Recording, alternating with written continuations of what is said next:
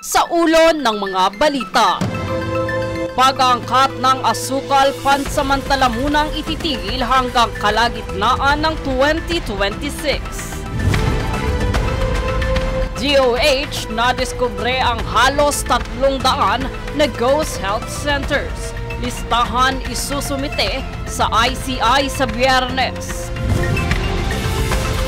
DOJ aprobado na ang karagdagang Immigration Lookout Bulletin Order na hiniling ng ICI. COMELEC planong humirit sa Senado ng 1.3 billion peso para sa 2026 farm elections. PNP mahigpit na imbestigahan ang pagpatay sa whistleblower ng NIA sa Cagayan de Oro.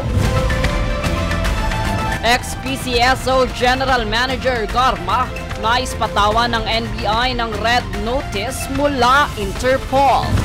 Batas at bantay na balita. Komprehensibong ulat para sa pulso ng masa. Ito ang Newspool.